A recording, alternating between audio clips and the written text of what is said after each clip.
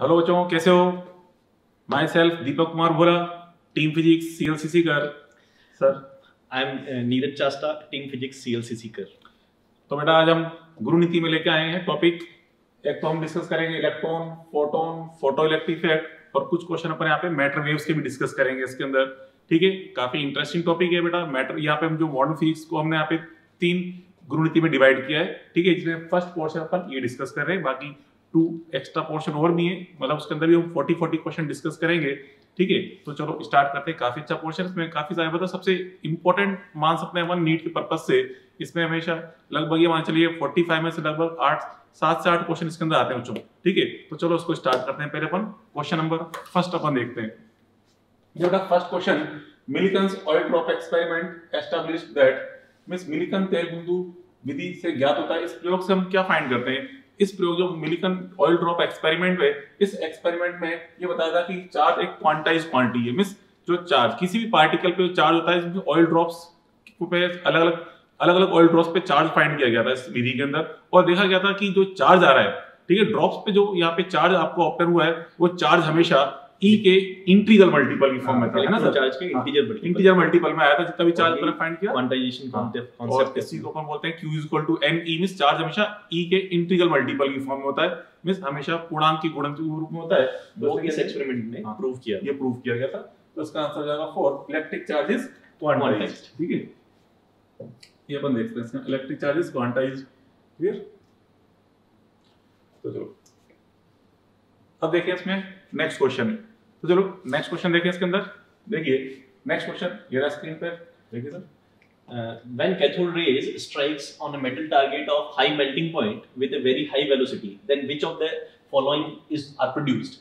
जब कैथोड किरणें उच्च गलनांक वाले लक्ष्य पर उच्च वेग से टकराती हैं, तो इनमें से क्या उत्पन्न होता है? जब कैथोड किरणें किसी लक्ष्य पर टकरा रही है या जब और उच्च गलनांक का लक्ष्य है, तो उसके द्वारा हमेशा एक्स रेज प्रोड्यूस होगी इस फिनोमिना में।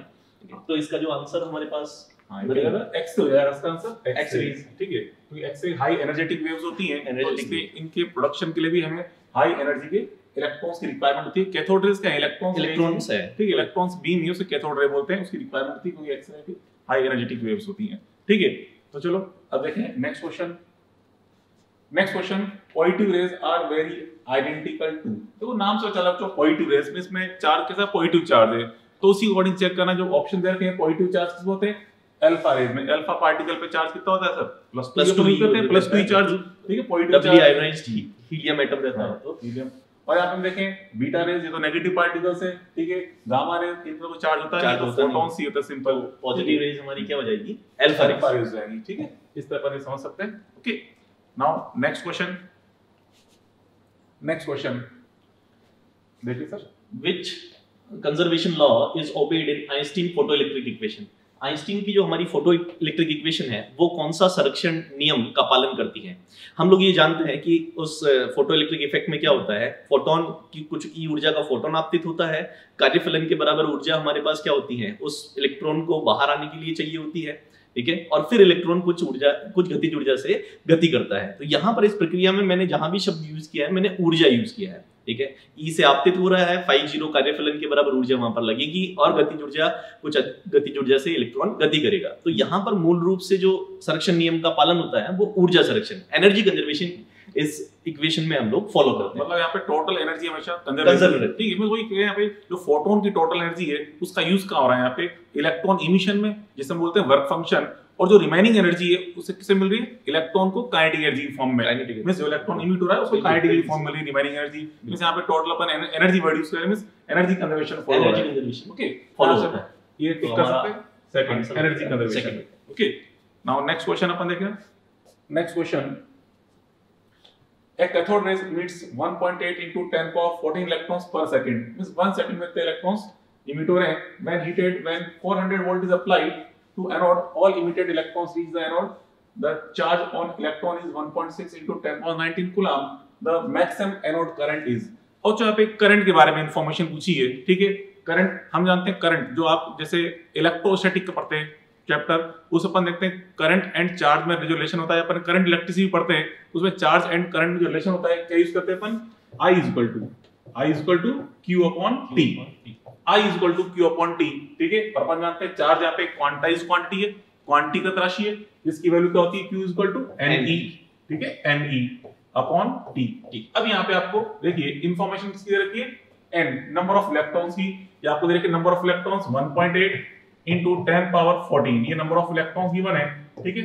एंड चार्ज ऑन इलेक्ट्रॉन बताइए अपन को, charge on electron 1.6 into 10 power minus 19 coulomb, okay, divide by time. अब यहाँ पे पर सेकंड की इंफॉर्मेशन क्या है, पर सेकंड, प्रति सेकंड, यहाँ पे टाइम को 1 पुट कर देंगे, ठीक है, तो इसको मल्टीप्लाई करके सॉल्व कर लो, तो मल्टीप्लाई करके सॉल्व करने पे नियरली क्या बन जाएगा रिजल्ट के अंदर 28 पॉइंट समथिंग इसका रिजल्ट, यहाँ पे 28 समथिंग और यहाँ पे 10 पावर माइनस 5 मतलब माइक्रो एम्पियर 29 माइक्रो एम्पियर, ये बन जाएगा रिजल्ट, ठीक है। तो इस तरह अपन सॉल्व करते हैं। यहाँ पे आपको 400 वोल्ट जो दिया है केवल बेवकूफ बनाने के लिए दिया है, कोई यूज नहीं है यहाँ पे इसके अंदर, ठीक है। तो अपन इस तरह से डिस्कस कर सकते हैं। चलो अब देखते हैं नेक्स्ट क्वेश्चन। ये नेक्स्ट क्वेश्चन से देखिए, Which of the following have the highest specific charge? निम्न में से किसका विशिष्ट आवेश अधिकतम होगा? विशिष्ट आवेश हम लोग क्या जानते हैं, विशिष्ट आवेश हमारे पास रहता है, हम लोग जानते हैं विशिष्ट आवेश रहता है Q अपॉन M, ठीक है, स्पेसिफिक चार्ज, जिसका हमारे पास M कम रहेगा उसका जो विशिष्ट आवेश रहेगा वो क्या रहेगा, अधिक रहेगा, ठीक है। यहाँ पर हम लोग अगर देखें तो हम लोग जानते हैं प्रोटॉन पर चार्ज हमारे पास आवेश जो रहता है वो रहता है 1.6 इंटू 10 रेज़ टू पावर हमारे पास क्या रहेगा -19, और अगर अपन मास की बात करें तो प्रोटॉन का जो मास रहता है वो रहेगा हमारे पास 6.67 into 10 raise to power minus कितना रह जाएगा 27 kg। इन सारे पार्टिकल्स में अगर मैं देखूं तो पॉजिट्रॉन जो रहता है, पॉजिट्रॉन पर हमारे पास चार्ज प्रोटॉन के इक्वल रहता है, परंतु इसका जो मास रहता है वो इलेक्ट्रॉन के बराबर रहता है, और इलेक्ट्रॉन एक बहुत ही लाइट पार्टिकल है। इलेक्ट्रॉन का जो मास रहता है वो 10 रेज़ टू पावर -31 में, यानी कि पॉजिट्रॉन का जो मास रहेगा वो 10 रेज़ टू पावर -31 में रहेगा, यानी कि पॉजिट्रॉन का मास हमारे पास क्या है, बहुत कम है, यानी कि पॉजिट्रॉन का जो स्पेसिफिक चार्ज रहेगा वो क्या रह जाएगा, बहुत ज्यादा रहेगा। हीलियम तो वैसे भी हमारे पास क्या है, हीलियम तो एक हैवी न्यूक्लियस है, हैवी न्यूक्लियस यानी कि आपके पास क्या है, इसमें 2 प्रोटॉन और 2 न्यूट्रॉन्स रहेंगे, तो इसका जो चार्ज रहेगा वो हमारे पास किसके बराबर रहेगा, 4 टाइम्स ऑफ प्रोटॉन चार्ज। तो हमारा इसका कंक्लूजन जो रह जाएगा वो रह जाएगा पॉजिट्रॉन। मास के अकॉर्डिंग डिसाइड करेंगे, मास बहुत ज्यादा लाइट वेटेड है पॉजिट्रॉन का, पॉजिट्रॉन मास, इसलिए अपन यहां से अपन समझ सकते हैं कि आंसर क्या जाएगा सर, फर्स्ट आंसर, ठीक है, पॉजिट्रॉन, ठीक है। नाउ नेक्स्ट क्वेश्चन देखिए, next question, if nr and nb be the number of photons emitted by red and blue bulbs of equal power in given time respectively, then means यहाँ पे में bulb की power same given है, ठीक है, और आपसे कहा कि इसमें नंबर ऑफ जो इलेक्ट्रॉन से कौन से ज्यादा होंगे, रेड वाले फोटॉन ज्यादा होंगे या ब्लू वाले फोटॉन ज्यादा होंगे, ये हमें देखना है। पावर यहाँ पे सेम दे रखी है, ठीक है, पावर, और जो पावर आप जानते हो पावर इज इक्वल टू क्या होता है, एनर्जी अपॉन टाइम, ठीक है, टोटल एनर्जी ई टोटल, जो टोटल इमिटेड एनर्जी है, total emitted energy upon time, clear. And total energy यहाँ पे इमिट हो रही है फोटॉन्स की फॉर्म में हो रही है, ठीक है, फोटॉन्स की फॉर्म में हो रही है, तो इसको लिखते हैं n into e photon upon t, clear. अब जो फोटोन की जो एनर्जी होती है उसके लिए अपन क्या लिखते हैं, hc अपॉन लैम्डा, ठीक है। तो यहाँ पे इसको हम e फोटोन पुट कर दें hc upon lambda upon t। अब यहाँ पे क्या चीज सेम गिवन है, पावर आपको सेम गिवन है, पावर की वैल्यू यहाँ पे सेम गिवन है। अब यहाँ पे देखो ये पावर सेम है, टाइम को फिक्स है, hc फिक्स है, लैम्डा बदल रहे हैं, तो n इज प्रोपोर्शनल टू क्या हो गया, lambda, n is proportional to the lambda, में जिसका वेवलेंथ ग्रेटर होगा उसके नंबर ऑफ फोटॉन्स भी क्या रहेंगे, ज्यादा होंगे, ठीक है। यहाँ पे कौन सा आंसर पे जानते हैं, वेवलेंथ किसकी ग्रेटर होती है बेटा, रेड कलर की वेवलेंथ सबसे ग्रेटेस्ट होती है, ठीक है, तो नंबर ऑफ फोटॉन्स भी रेड कलर के ग्रेटेस्ट होंगे, तो कौन सा आंसर टिक करें इसमें, vertically number of red photons greater than number of blue photons, okay. चलो अब देखें नेक्स्ट क्वेश्चन, देखिए, the function of photoelectric cell is, प्रकाश विद्युत सेल का कार्य क्या होता है। प्रकाश विद्युत सेल जो होता है वो फोटोइलेक्ट्रिक इफेक्ट पर वर्क करता है, और फोटोइलेक्ट्रिक इफेक्ट का जो प्रिंसिपल अपन ने देखा था कि प्रकाश आपतित करते हैं और धारा प्रवाहित होती है, यानी कि आप यहाँ पर प्रकाश ऊर्जा को वैद्युत ऊर्जा में बदल रहे हैं, light energy is converted into electrical energy. तो देखते हैं इनमें से कौन सा हमारे पास बैठ रहा है, लाइट एनर्जी इलेक्ट्रिकल एनर्जी, तो हमारा सेकंड ऑप्शन है, ठीक है। तो यहाँ पे लाइट एनर्जी किस में कन्वर्ट हो रही है, इलेक्ट्रिकल एनर्जी में कन्वर्ट हो रही है, ये इसका प्रिंसिपल है। चलो नेक्स्ट क्वेश्चन अपन देखें इस पे, नेक्स्ट क्वेश्चन। और यहाँ पे नेक्स्ट क्वेश्चन में क्या बोला है, electron of mass m when accelerated by voltage v, means potential difference v apply किया गया, इस पे बने इलेक्ट्रॉन्स का मास m जो है has de Broglie wavelength lambda. The de Broglie wavelength of a proton of mass m means अब second particle यहाँ पे mass m given है, were accelerated by same voltage means दोनों को same voltage से accelerate किया गया है। अब यहाँ पे हमें क्या पूछा है, de Broglie wavelength, हमें फोटोन की फाइंड करनी क्या होगी, ठीक है। अब यहाँ पे देखो de Broglie wavelength अपन जो फाइंड करते हैं lambda is equal to होता है h upon p, okay, h upon p, p यहाँ पे क्या मोमेंटम, ठीक है।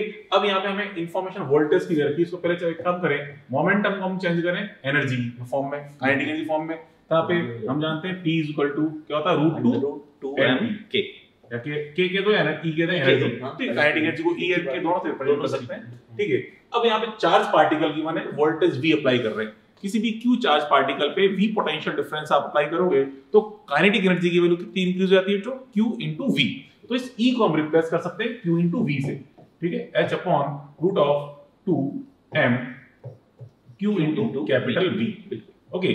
अब यहाँ पे आप देखिए, इसमें हमें एक तो मास की इंफॉर्मेशन दे रखी है एंड वोल्टेज यहाँ पे सेम है, वोल्टेज सेम है, वेवलेंथ का मास के साथ रिलेशन आपको देख रहे हैं, क्या है बच्चों, h कांस्टेंट, 2b कांस्टेंट, ठीक है, एंड वोल्टेज भी फिक्स कर दिया है, ठीक है। अब बात करें चार्ज की, तो मास एक तो इलेक्ट्रॉन है और एक प्रोटॉन, दोनों पे चार्ज का मैग्नीट्यूड तो सेम ही होता है, ठीक है, एक पे प्लस e है तो एक पे माइनस e, मैग्नीट्यूड तो सेम, मैग्नीट्यूड सेम है बिल्कुल, ओके। तो हम देखते हैं लैम्डा प्रोपोर्शनल टू क्या बनेगा बेटा, lambda proportional to 1 upon root of m, ये अपन फाइंड कर लेंगे, ठीक है। तरह से लैम्डा प्रोटॉन हमें फाइंड करना, lambda proton upon lambda electron is equal to root of mass of electron upon mass of proton. अब यहाँ पे जो इन्फॉर्मेशन दे रखी पुट कर दो, इलेक्ट्रॉन का मास हमें कितना गिवन है, यहाँ पे स्मॉल m गिवन है, इलेक्ट्रॉन का मास स्मॉल m गिवन है एंड प्रोटॉन का मास कैपिटल M। अब यहाँ से इसको मल्टीप्लाई कर देंगे, हमारे पास लैम्डा प्रोटॉन जो बन जाएगा वो बन जाएगा लैम्डा इलेक्ट्रॉन टाइम्स, ये बन जाएगा हमारे पास small m upon capital M। कौन सा आंसर बेटा इसमें, ये आ जाएगा सेकंड आंसर, ओके। इस तरह अपन टिक कर सकते हैं सेकंड आंसर, ठीक है। क्वेश्चन देखो बेटा कोई टिपिकल नहीं आते, मॉडर्न फिजिक्स काफी इंटरेस्टिंग टॉपिक है और काफी सिंपल क्वेश्चंस आते हैं इस पे, ठीक है। चलो अब देखते हैं नेक्स्ट क्वेश्चन ये रहा, de Broglie hypothesis treated electrons as, de Broglie परिकल्पना के अनुसार इलेक्ट्रॉन को उसने क्या माना, ठीक है। हम लोग ये जानते हैं कि डी ब्रोगली परिकल्पना में उसने कणों की तरंग गति के बारे में बताया था, या तरंग दैर्ध्य अगर अपन याद कर रहे हैं तो अपन क्या कर रहे हैं, तरंग प्रकृति के बारे में पढ़ रहे हैं। तो इलेक्ट्रॉन कण तो होता ही है, और डी ब्रोगली ने अपनी परिकल्पना में कणों की तरंग प्रकृति के बारे में बताया था, ठीक है। अपन इक्वेशन जो भी लिख रहे हैं वो क्या लिख रहे हैं, अपन लैम्डा इक्वल्स टू क्या लिख रहे हैं, h अपॉन p। ये जो इक्वेशन है ये बहुत ही इंटरेस्टिंग इक्वेशन है। यहाँ पर क्या है, h अपॉन, इसको लिखते हैं अपन mv, तो एक m मास का पार्टिकल जब v वेलोसिटी से चल रहा है तो उसकी तरंग दैर्ध्य, तो बात आ रही है आप एक कण को तरंग दैर्ध्य या तरंग की प्रकृति में व्यक्त करने की समीकरण दिखा रहे हैं, तो उसने ये दोनों चीजें एक दूसरे से रिलेट करी, तो हमारे पास आंसर क्या हो जाएगा कि both a and b, particle भी और वेव्स को भी शो कर रहा है, दोनों नेचर वो शो कर रहा है, डुअल नेचर वो शो कर रहा है। ऐसे लाइट की डुअल नेचर होती है, ऐसे यहाँ पे पार्टिकल की भी डुअल नेचर को उसने शो किया था, डी ब्रोगली साइंटिस्ट ने, ठीक है। तो हम टिक करेंगे थर्ड आंसर, ठीक है। चलो अब देखें next question. Now next question ये, a proton accelerated through a potential v has a de Broglie wavelength lambda, ठीक है। De Broglie wavelength lambda given है, प्रोटॉन के बारे में आपको पोटेंशियल डिफरेंस v गिवन है, जैसा भी मैंने थोड़े पहले क्वेश्चन सॉल्व किया ही था। then the de Broglie wavelength of an alpha particle when accelerated through the same potential v is, तो देखो अभी जो अपने सॉल्व किया था एज इट इज उसी टाइप का क्वेश्चन है, लैम्डा इज इक्वल टू अपने यहाँ पे जो सॉल्व किया था, lambda is equal to h upon p को फिर अपने √2m पुट किया था, ठीक है, और फिर e को अपने लिखा था √2m, e को क्या लिखा बच्चों अपने q into कैपिटल V, ठीक है, ये लिखा था अपन ने। अब यहाँ पे आपको देखो क्या पूछा गया, पोटेंशियल डिफरेंस सेम गिवन है ना, सेम समान विवो से सेम विवो गिवन है, v सेम गिवन है, ठीक है। तो h वैसे कांस्टेंट है, 2b यहाँ पे कांस्टेंट है, means lambda is proportional to the 1 upon root of m into q, ठीक है। इससे हमें आंसर डिसाइड करना है, क्योंकि एक प्रोटॉन है और एक अल्फा पार्टिकल है, दोनों के मास भी डिफरेंट होते हैं एंड चार्ज भी डिफरेंट होते हैं, ठीक है। तो ये चीज हमें इसके अकॉर्डिंग देखनी है। अब यहाँ पे अल्फा पार्टिकल का जो मास होता है, अल्फा पार्टिकल का मास कितना होता है, 4 times of proton and charge होता है 2 टाइम्स ऑफ प्रोटॉन, ठीक है। तो नीचे रूट के अंदर क्या होगा, 4 into 2 दैट इज 8, या कहते हैं 2√2 बन जाएगा। तो लैम्डा अपॉन 2√2 ऐसे अपन डिसाइड कर सकते हैं, तो इसका आंसर हो जाएगा लैम्डा अपॉन 2√2 टाइम्स ऑफ, ठीक है। तो ऐसे अपन देख लेंगे, ये बन जाएगा रिजल्ट, ओके। तो काफी अच्छा क्वेश्चन था ये। चलो नेक्स्ट क्वेश्चन अपन देखें, an electron and proton have the same de Broglie wavelength, then the kinetic energy of the electron is. यदि हमारे पास इलेक्ट्रॉन और प्रोटॉन की de Broglie wavelength क्या है, समान है, तो इलेक्ट्रॉन की गतिज ऊर्जा क्या रहेगी? तो अभी अपन ने सर ने जैसे अपने पास हमें बताया कि आपके पास लैम्डा का क्या फॉर्मूला रहता है, h अपॉन अंडर रूट हमारे पास क्या है 2m/k, ठीक है। तो तरंगदैर्ध्य के लिए हमें ये बोल दिया है इसने क्वेश्चन में कि इलेक्ट्रॉन और प्रोटॉन की तरंगदैर्ध्य क्या हो गई, सेम हो गई। यानी कि आपके पास क्या हो गया, अगर मैं इलेक्ट्रॉन के लिए इक्वेशन लिख रहा हूं तो हमारे पास इलेक्ट्रॉन को अगर मैं बोलूं तो ये हो जाएगा हमारे पास मास ऑफ इलेक्ट्रॉन और काइनेटिक एनर्जी ऑफ इलेक्ट्रॉन। और तरंगदैर्ध्य इसने क्या बोला है, समान बोला है, तो अपने पास प्रोटॉन के लिए भी सेम तरंगदैर्ध्य रहेगी, तो ये हो जाएगा h तो नियत है वैसे भी हमारे पास, और अपने पास इधर बन जाएगा 2 मास of proton into kinetic energy of proton, ठीक है। अगर h से h कैंसिल, अपना 2 से 2 कैंसिल, और अगर अपन यहाँ पर वर्गमूल को हटाते हैं तो हम लोग सिंपल मैथमेटिक्स से लिख सकते हैं मास of electron into kinetic energy of electron will be equals to mass of proton into kinetic energy of proton, ठीक है। तो अब आपके पास हम लोग जानते हैं कि ये दोनों चीजें जब एक दूसरे के बराबर हैं तो जिसका मास ज्यादा रहेगा उसकी काइनेटिक एनर्जी क्या रहेगी, कम रहेगी, क्योंकि दोनों का मल्टीप्लिकेशन सेम आ रहा है ना, क्योंकि दोनों का मल्टीप्लिकेशन सेम है, तो जिसका मास ज्यादा उसकी काइनेटिक एनर्जी कम, ठीक है। तो हम लोग जानते हैं मास किसका ज्यादा होता है, प्रोटॉन का मास क्या रहता है, ज्यादा रहता है। तो यहां पर प्रोटॉन का मास ज्यादा रहेगा तो प्रोटॉन की काइनेटिक एनर्जी क्या हो जाएगी, कम हो जाएगी। या अगर अपने को इलेक्ट्रॉन के लिए जो क्वेश्चन में पूछा है तो इलेक्ट्रॉन का मास कम है तो इलेक्ट्रॉन की काइनेटिक एनर्जी क्या रहेगी, ज्यादा रहेगी। तो अपन देखते हैं ऑप्शन क्या है हमारे पास। इलेक्ट्रॉन की गतिज ऊर्जा होगी प्रोटॉन की गतिज ऊर्जा से अधिक, इलेक्ट्रॉन की गतिज ऊर्जा greater than the kinetic energy, बिल्कुल। तो हमारा जो कंक्लूजन बनेगा फोर्थ आंसर। चलो अब देखें नेक्स्ट क्वेश्चन देखो, proton and alpha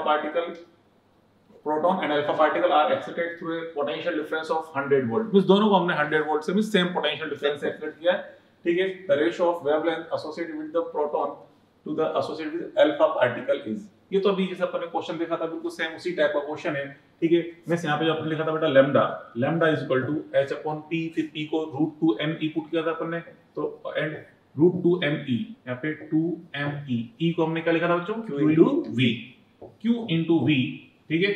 अब यहाँ से देखो, यहाँ पहले प्रोटॉन और बाद में अल्फा पार्टिकल बोला गया, means lambda is proportional to the क्या है 1 upon root of m into q, ठीक है। यहाँ से proton and alpha particle means पहले लैम्डा प्रोटॉन, फिर बोला गया lambda alpha particle is equal to, यहाँ से रूट ऑफ, यहाँ पे मास हम जो पुट करेंगे तो प्रोटॉन ऊपर है, नीचे mass of proton and mass of charge of proton आएंगे, mass of proton m, charge of proton q, और नीचे अल्फा पार्टिकल है तो यहाँ पे ऊपर आएगा, तो उसका मास कितना होता है 4 टाइम्स ऑफ m, ओके। मास तो 4 times of m and charge 2 times of q, 2 times of q। अब यहाँ से m से m कैंसिल, q से q कैंसिल, तो क्या बन जाएगा 4 into 2 मींस 2√2, ये बन जाएगा रिजल्ट 2√2 रेशियो 1, तो इसका आंसर 2:1, ठीक है। थोड़ा सा अपन टिक कर सकते हैं, रिजल्ट बनेगा, ओके। नाउ नेक्स्ट क्वेश्चन देखिए sir. An electron is moving with initial velocity v vector, that is v0 I cap, and is in the magnetic field b vector, that is equals to v0 j cap, ठीक है। यहाँ पर देखें ये दोनों एक I cap है यानी कि x दिशा में है और एक आपके पास y दिशा में है।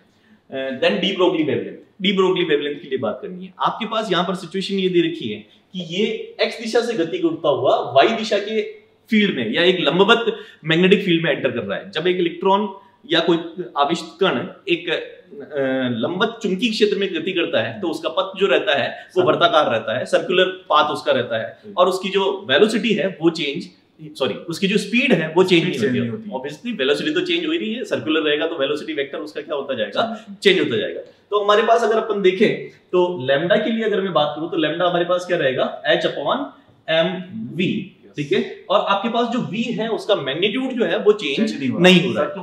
सर्कुलर मोशन में आपके पास वो यूनिफॉर्म सर्कुलर मोशन रहेगी, एक समान वर्तीय गति रहेगी जिसमें v का मान क्या रहेगा, नियत रहेगा या चाल नियत रहेगी। तो चाल भाई m तो नियत ही है, h नियत ही है, ये दोनों तो कांस्टेंट हो गए, और v आपके पास ये जो प्रॉपर्टी है जो अपन मैग्नेटिज्म में या मैग्नेटिक इफेक्ट ऑफ करंट में अपन ने पढ़ रखा है कि सर्कुलर पाथ पर ये यूनिफॉर्म सर्कुलर मोशन रहेगा, तो v स्पीड आपके पास क्या होगी, नियत रहेगी।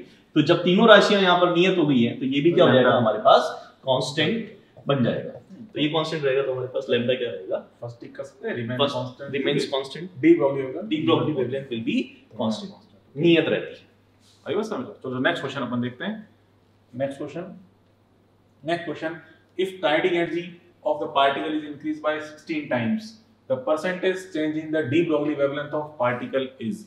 मींस अब यहाँ पे काइनेटिक एनर्जी को हम चेंज कर रहे हैं और लैम्डा में इफेक्ट पूछा गया क्या है। अभी अपन देखा था यहाँ पे lambda is equal to h upon p, p को लिखा था अपन ने √2me, ठीक है, मोमेंटम को लिखा √2me, ठीक है, e यहाँ पे काइनेटिक एनर्जी है। इस हम देखने में lambda is proportional to √e, ठीक है, और e को आपने यहाँ पे कितना कर दिया 16 टाइम्स।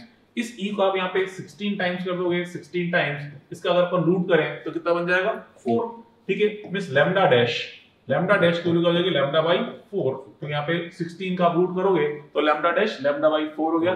मींस कितना रहेगा 25%, ठीक है, is equal to 25% of lambda. 25% of lambda means यहाँ पे चेंज कितना हो गया 75%। मींस वेवलेंथ यहाँ पे डिक्रीज हो गई है, 75% डिक्रीज हो गई है। तो हम कौन सा टिक कर सकते हैं इसमें आंसर, सेकंड, ठीक है। ओके, नाउ नेक्स्ट क्वेश्चन देखिए sir. An electron with initial kinetic energy of 100 electron volt is accelerated through the potential difference of 50 volt। ठीक है, एक इलेक्ट्रॉन के पास पहले से हमारे पास ऊर्जा है जो कितनी है 100 इलेक्ट्रॉन वोल्ट है, और उसके बाद उसको अपन ने 50 वोल्ट से त्वरित किया है। The de Broglie wavelength of the electron becomes, electron की de Broglie wavelength जो हो जाएगी वो कितनी हो जाएगी, ये अपने को पूछा हुआ है। देखिए, एक तो आप ये देखिए कि ये जो हमारे पास ऊर्जा है, अगर मैं इसके तुल्य वोल्टेज बनाऊं तो वोल्टेज हमारे पास यहां से E हटा दो क्योंकि अपन इलेक्ट्रॉन की बात कर रहे हैं, तो ये कितने का हो जाएगा हमारे पास 100 वोल्ट। 100 वोल्ट की तुल्य ऊर्जा इलेक्ट्रॉन के पास अपने पहले से थी। अपन ने एडिशनल और कितना लगा दिया 50 वोल्ट अपन ने उसके साथ में और अप्लाई कर दिया, तो हमारे पास 100 प्लस वोल्ट इफेक्टिवली हमारे पास इलेक्ट्रॉन को अपन ने कितने त्वरित कर दिया, 100 तो पहले से ही था, 50 से वोल्ट कर दिया, तो तुल्य हमारे पास कितना हो गया 150 वोल्ट से जैसे वो इलेक्ट्रॉन जा रहा हो। अब अपन इलेक्ट्रॉन के लिए जानते हैं कि इलेक्ट्रॉन का जो लैम्डा होता है वो होता है 12.27 upon under root v angstrom, ये रहता है।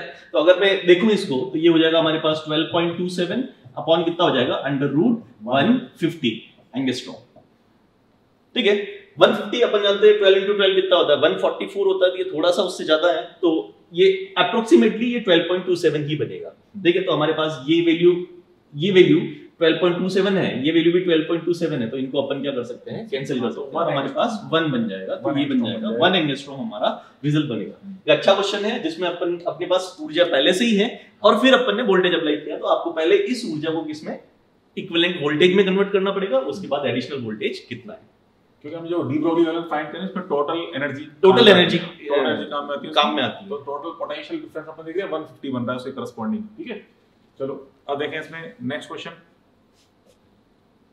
देखिए next question, let 4 gases hydrogen, oxygen, nitrogen and helium be at same temperature, arrange the gases in ascending order of their de Broglie wavelength.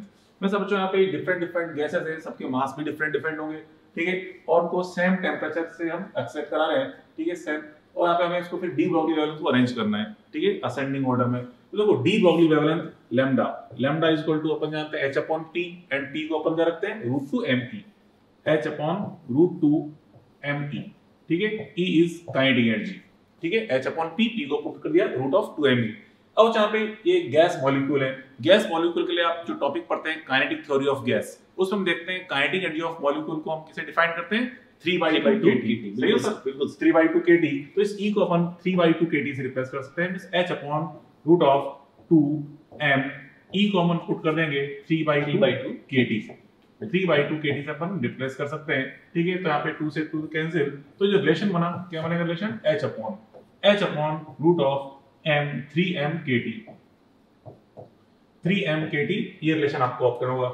अब यहाँ पे आपको क्या इंफॉर्मेशन दे रखी है, टेम्परेचर सेम टेम्परेचर, h तो वैसे ही कांस्टेंट है, 3 भी कांस्टेंट है, ठीक है, टेम्परेचर भी कांस्टेंट, k भी आप बोल्ट्जमैन कांस्टेंट है, ठीक है। तो means lambda is proportional to क्या आ रहा है 1 upon √m, lambda is proportional to √m, means जिसका मास सबसे ग्रेटेस्ट होगा उसके लिए लैम्डा सबसे कम रहे, ठीक है, मास ग्रेटेस्ट लैम्डा स्मॉलेस्ट, तो हमें पहले वही देखिए स्मॉल एस मतलब असेंडिंग ऑर्डर में बढ़ते क्रम में अरेंज करना है। तो पहले स्मॉल वेवलेंथ, फिर उससे बड़ी वेवलेंथ, उससे बड़ी वेवलेंथ, इस तरह अरेंज करना है। मतलब मास पहले सबसे ज्यादा वाला मास आएगा। तो देखो सबसे हाईएस्ट मास किसका होता है?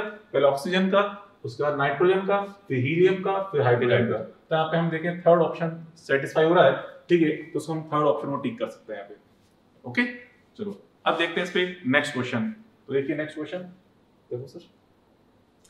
A photoelectric surface is illuminated successively by monochromatic light of wavelength lambda and lambda by 2। एक बार अपन ने क्या तरंगदैर्घ्य लैम्ब्डा का प्रकाश डाला है और एक बार अपन ने तरंगदैर्घ्य लैम्डा by 2 का प्रकाश डाला है। आगे देखते हैं।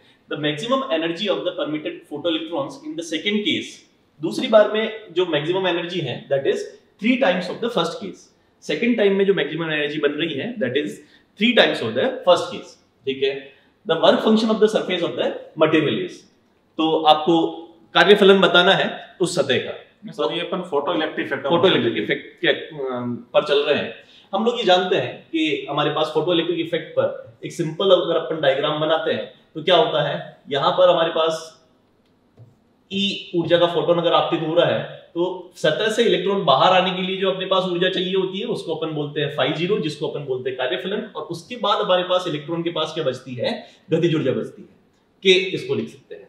तो ऊर्जा संरक्षण अपन ने अभी एक क्वेश्चन में बात करी कि यहाँ पर ऊर्जा संरक्षण रहेगा, तो अपन ये देख सकते हैं कि ऊर्जा संरक्षण यहाँ पर क्या रहेगा, E will be equals to φ0 plus हमारे पास क्या रहेगा K। इस ऊर्जा का उपयोग इलेक्ट्रॉन को बाहर लाने तथा इलेक्ट्रॉन को गति करवाने के लिए या इलेक्ट्रॉन को मोशन में लाने के लिए किया जा रहा है। ठीक है। और E जो फोटोन की रहती है वो क्या रहता है हमारे पास hc/λ।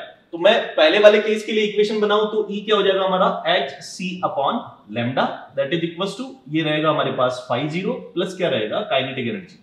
और काइनेटिक एनर्जी सेकंड केस में ये बोला हुआ है the kinetic energy of second case is 3 times of the first case. तो मैं इसको फर्स्ट केस के लिए क्या बोल देता हूं, k1 बोल देता हूं। अभी सेकंड केस की इक्वेशन लिखें, ये क्या हो जाएगा hc अपॉन अपना क्या हो जाएगा λ/2। तो मैं 2 को क्या कर देता हूं ऊपर भेज देता हूं। ठीक है, ठीक है।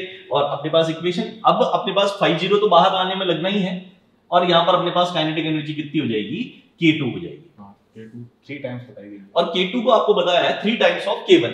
तो मैं यहां पर देख सकता हूं कि अगर मैं वैल्यूज पुट करूं तो इधर अपन वैल्यू पुट करते क्या है 2hc/λ और क्या हो जाएगा हमारे पास, इधर वैल्यू पुट करते हैं अगर अपन तो ये हो जाएगा हमारे पास φ0 और k2 को अगर मैं लिखूं तो ये कितना है हमारे पास 3k1 और k1 की वैल्यू मैं यहां से बना रहा हूं hc/λ माइनस φ0।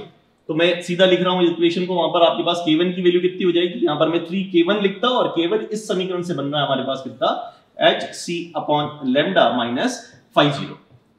अब इस इक्वेशन को अपने को कुछ नहीं करना है, सॉल्व करना है और अपने को φ0 की वैल्यू निकालनी है। तो एक सिंपल इक्वेशन बन रही है, ये कितना बनेगा 2hc/λ, ये φ0 प्लस ये बनेगा हमारे पास 3hc/λ माइनस 3φ0। ठीक है। तो मैं इसको सीधा सॉल्व कर देता हूं, मुझे लगता है आपको आराम से समझ में आ जाएगा कि ये बनेगा आपके पास φ0, यहां पर बनेगा माइनस 3φ0। ठीक है। तो चलो लिख लेते हैं। 2hc/λ बराबर ये बन जाएगा हमारे पास φ0 प्लस ये हो जाएगा 3hc/λ माइनस कितना हो जाएगा 3φ0। तो यहां पर बन जाएगा हमारे पास कितना φ0 माइनस 3φ0 2φ0 बन जाएगा और इस 2hc/λ को मैं इधर लेकर आता हूं तो 3hc/λ माइनस 2hc/λ यहां पर hc/λ बन जाएगा। तो इफेक्टिवली हमारे पास जो इक्वेशन बनती है वो इक्वेशन जो बनेगी वो क्या बन जाएगी, इधर देखें 2φ0 that will be equals to ये 2hc/λ इधर जाएगा तो 3hc/λ माइनस 2hc/λ हमारे पास बचेगा hc/λ या φ0 की अगर मैं वैल्यू निकालूं तो ये कितना हो जाएगा, इसको मैं डिवाइड कर देता हूं तो ये क्या हो जाएगा hc/2λ। कुछ नहीं, सिंपल इक्वेशन है जिसको आपको अरेंज करना है, आपको पूछा क्या गया है इसका ध्यान रखना है और आपके पास आंसर होगा। तो हमारे पास बन रहा है hc/2λ। तो सर हमारे पास हो जाएगा ऑप्शन नंबर 4। बस कुछ नहीं कर सकते बेटा, आपको दो बार आपको इक्वेशन अप्लाई करनी है, ठीक है, और सॉल्व करके जो डाटा पूछा गया बस वही कैलकुलेट करना है, जिसपे अपन यहाँ पे इस जगह एस से डबल करके आंसर फाइंड कर लिया। ठीक है, जो भी इन्फॉर्मेशन दे रखी है इसमें इक्वेशन पुट करनी है एंड कैलकुलेशन करके निकालनी है। जैसे अपन आगे और भी क्वेश्चन देखेंगे, मींस ज्यादातर क्वेश्चन इसी टाइप के आते हैं। फोटो इलेक्ट्रिक इफेक्ट में दो इन्फॉर्मेशन दे रखी होती है, ठीक है, उसको सॉल्व करके या तो रेशियो पूछ लेता है हमसे या फिर कोई वैल्यू फाइंड करनी होती है। ठीक है, चलो अब देखें नेक्स्ट क्वेश्चन। देखो नेक्स्ट नेक्स्ट क्वेश्चन अब यहाँ पे when a certain metal surface is illuminated with light of frequency new, ठीक है, हमें वी का न्यू, ये फ्रीक्वेंसी की बात कर रहा है, तो stopping potential for photoelectric current is V nought. Stopping potential के बारे में बात कर रहा है when same surface is illuminated, मतलब वर्क फंक्शन सेम है, ठीक है, by light of frequency nu by 2, the stopping potential is V nought by 4, ठीक है, the threshold frequency for photoelectric emission is. अब यहाँ पे जो ये फोटो, इसके अंदर अपन को जो V नोट की इंफॉर्मेशन दे रखी है स्टॉपिंग पोटेंशियल, उस फॉर्म में अगर अपन इक्वेशन लिखते हैं तो इक्वेशन कुछ इस तरह से होती है, देखिए E photon means photon energy is equal to work function plus EVS, ठीक है, EVS या EV नोट करें stopping potential EV nought, clear. अब हमें यहाँ पे H न्यू, देखो अब यहाँ पे फोटोन की जो फ्रीक्वेंसी आपसे बोलेगी, ये आपसे बोला न्यू फ्रीक्वेंसी, आप फ्रीक्वेंसी पहले देखो फर्स्ट इक्वेशन अपन इसकी फ्रीक्वेंसी पुट करें न्यू, H न्यू, ठीक है, is equal to H nu nought, ठीक है, प्लस स्टॉपिंग पोटेंशियल कितना गया इसके अंदर, पहले हमने को V नॉट दे रखा है, V नॉट ये पुट कर दिया, तो फर्स्ट इक्वेशन हो गई इक्वेशन नंबर 1। अब जो सेकंड इक्वेशन है, सेकंड इंफॉर्मेशन आपको दे रखी है, सेकंड इंफॉर्मेशन क्या बच्चों, फ्रीक्वेंसी हमने यहाँ पे न्यू बाय 2 कर दी और यहाँ पे stopping potential V nought by 4 हो गया, ठीक है। वैसे यहाँ पे सेकंड इक्वेशन में फ्रीक्वेंसी यहाँ पे न्यू बाय 2 अपन को यूज करनी, न्यू बाय 2, ठीक है, ये तो थ्रेशोल्ड फ्रीक्वेंसी सेम ही रहेगी H nu nought, clear, plus E into stopping potential कितना हो गया यहाँ पे V nought by 4, stopping potential V nought by 4 हो गया, ठीक है, ये हो गई इक्वेशन नंबर सेकंड, ठीक है।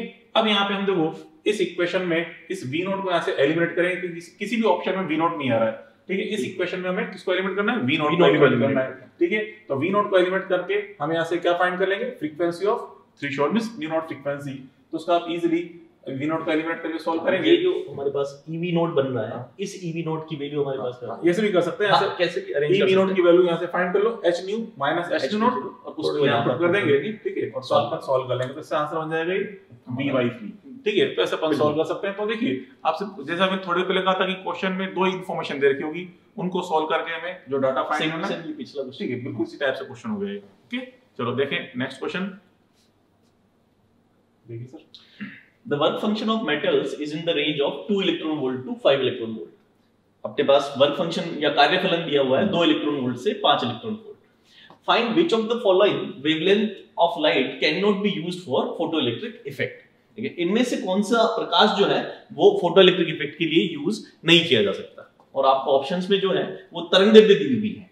तो अपने पास जो वर्क फंक्शन की रेंज बन रही है, वर्क फंक्शन की रेंज बन रही है 2 to 5 इलेक्ट्रॉन वोल्ट, ठीक है। अगर कोई फोटोन जो है वो 5 इलेक्ट्रॉन वोल्ट से ज्यादा का है, ठीक है, 6 इलेक्ट्रॉन वोल्ट का है, तो वो उत्सर्जित कर ही पाएगा क्योंकि उसके पास ज्यादा ऊर्जा है ही है, तो वो 5 इलेक्ट्रॉन वोल्ट से भी ज्यादा है तो वो ज्यादा ऊर्जा के इलेक्ट्रॉन्स इमिट करेगा। हमारे पास ऐसा कोई फोटोन है जिसकी ऊर्जा 2 इलेक्ट्रॉन वोल्ट से भी कम है, तो वो आपके पास किसी भी धातु से इलेक्ट्रॉन को, जो हमें दी गई धातुएं हैं, इस परास की जो धातुएं हैं, उनमें से इलेक्ट्रॉन को उत्सर्जित नहीं कर सकता। हम लोग को यहां पर देखना है कि अपन ये सबसे कम वाला कार्यफलन या ये वाली ऊर्जा के लिए अपन क्या कर लेते हैं, लैम्डा कैलकुलेट कर लेते हैं, उसके अकॉर्डिंग अपन क्या डिसाइड करेंगे अपने ऑप्शन में से कौन सा सेट हो रहा है। हम लोग जानते हैं कि फोटोन की ऊर्जा क्या रहती है, E = hc/लैम्डा। अब मैं न्यूनतम ऊर्जा हमारे पास क्या है, न्यूनतम कार्यफलन 2 इलेक्ट्रॉन वोल्ट दे रखा है, इसके लिए मैं देख लेता हूं कि लैम्डा कितना रहेगा।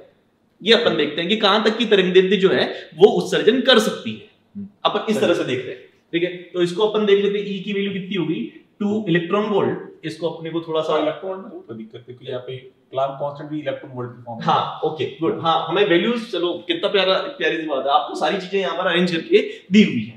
अच्छा क्वेश्चन है ये 2, ये अपने पास इलेक्ट्रॉन वोल्ट में है, प्लांक कांस्टेंट की वैल्यू आपको इलेक्ट्रॉन वोल्ट में दी हुई है 4 × 10⁻⁻15, तो यहाँ पर मैं इलेक्ट्रॉन वोल्ट × s लिखूंगा, तो ये इलेक्ट्रॉन वोल्ट कैंसिल हो जाएगा और आपको मात्रकों की चिंता करने की यहाँ पर जरूरत नहीं है।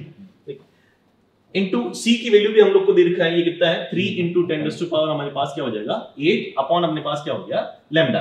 तो अपने को इस लैम्डा की वैल्यू कैलकुलेट करनी है। ये इलेक्ट्रॉन वोल्ट अभी मैंने समझाया, अब अपन इसको यहाँ पर एलिमिनेट कर सकते हैं क्योंकि इसमें भी इलेक्ट्रॉन वोल्ट है, तो मात्रकों की चिंता करने की जरूरत नहीं। मैं इस लैम्डा को उधर भेज देता हूँ और इसको इधर भेज देता हूँ, तो यहाँ पर अगर अपन देखें तो लैम्डा क्या हो जाएगा 4 × 3 अपने पास क्या हो जाएगा 12 इंटू ये हो जाएगा 15 और 8, तो ये हो जाएगा 10⁻, कितना हो जाएगा -7 अपॉन कितना हो जाएगा 2, तो 2 से मैं इसको कैंसिल करूं तो ये 6 और लैम्डा अपना बन जाएगा कितना, मैं 10⁻⁹ नैनोमीटर में लेके आ जाता हूं इसको, तो यहाँ पर 100 से मल्टीप्लाई डिवाइड करता हूं, ये हो जाएगा आपके पास 600 नैनोमीटर। यानी कि आपके पास 600 नैनोमीटर तक की जो तरंगदैर्ध्य है वो प्रकाश उत्सर्जित कर सकती है।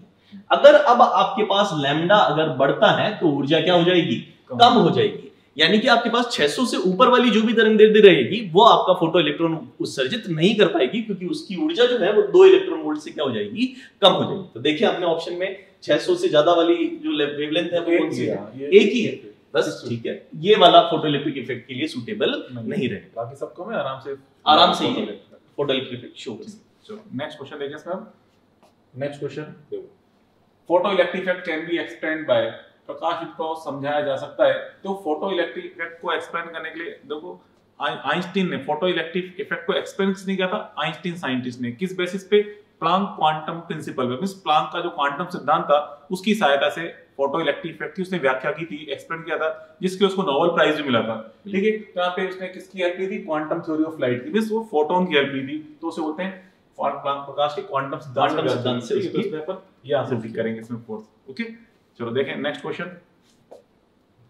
देखो next question, there are n1 photons of frequency gamma 1 in a beam of light, equally energetic beam. There are n2 photons of frequency gamma 2. The correct relation is, means यहाँ पे दोनों की एनर्जी सेम दे रखी है, total energy same है, दोनों जो total energy same है, मींस E टोटल सेम। और आप जानते हो बच्चों E टोटल, जो टोटल एनर्जी यहाँ पे इमिट हो रही है, किसकी फॉर्म में इमिट हो रही है, फोटॉन्स की फॉर्म में, मींस टोटल एनर्जी होगी n into E फोटोन। ठीक है, E into 1 photon, n into E photon. ठीक है, अब यहाँ पे टोटल एनर्जी हमें सेम गिवन है। अब यहाँ पे इसको देखो, फ्रीक्वेंसी इंफॉर्मेशन फ्रीक्वेंसी गामा 1 है, तो इस EPH को अपन क्या पुट कर सकते हैं, h न्यू। ठीक है, h न्यू या कहते हैं h गामा, क्योंकि यहाँ पे फ्रीक्वेंसी को उसने गामा यूज किया है। ठीक है, तो यहाँ से अपन क्या इक्वल टू सेम। ठीक है, n यहाँ पे h तो वैसे कांस्टेंट है, Planck constant, means n into gamma is equal to same, या क्या n into gamma is equal to same. तो यहाँ से आप देख सकते हैं means n is proportional to the 1 upon gamma। ठीक है, means n1 upon n2 find करेंगे तो gamma 2 upon gamma 1। तो कौन सा ऑप्शन सेटिस्फाई हो रहा है इसमें, ये ऑप्शन थर्ड ऑप्शन हो रहा है। ठीक है, n1 upon n2 equal to gamma 2 upon gamma। ठीक है, ऐसे अपन डिसाइड कर सकते हैं। चलो अब देखें नेक्स्ट क्वेश्चन, देखिए sir. Photoelectric effect supports quantum nature of light because, प्रकाश विद्युत प्रभाव जो प्रकाश का क्वांटम सिद्धांत है उसकी अवधारणा को मानता है या पुष्टि करता है, क्योंकि there is minimum frequency of light below which photoelectrons are emitted. हम लोग ये जानते हैं कि आपके पास फोटो इलेक्ट्रिक इफेक्ट एक दहली आवृत्ति से कम आवृत्ति पर देखा नहीं जा सकता। दहली आवृत्ति से अधिक आवृत्ति का अगर अपने पास फोटोन होगा तो ही हम लोग फोटो इलेक्ट्रिक इफेक्ट देख सकते हैं। तो ये वाला स्टेटमेंट तो हमारा क्या हो चुका है, सही हो चुका है।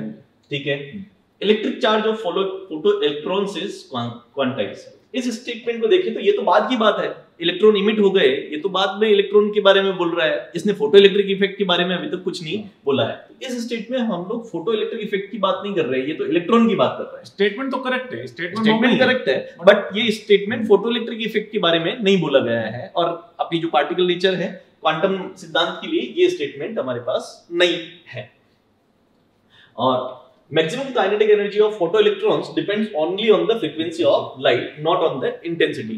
देखिए आइंस्टीन की इक्वेशन यही बताती है हम लोग को कि आपके पास जो अधिकतम ऊर्जा है वो आवृत्ति पर निर्भर करती है। उसमें तीव्रता जो अपन ने इतनी देर से अपन इक्वेशन बना रहे हैं, h nu = h nu 0 plus क्या रहेगा, ये जो एनर्जी या यहाँ पर हम लोग इक्वेशन जो लिख रहे हैं 1/2 mv² या एनर्जी जो लिख रहे हैं, जो इलेक्ट्रॉन की गतिज ऊर्जा के बारे में जो बात हो रही है, ठीक है, तो वो केवल फ्रीक्वेंसी पे डिपेंड करता है।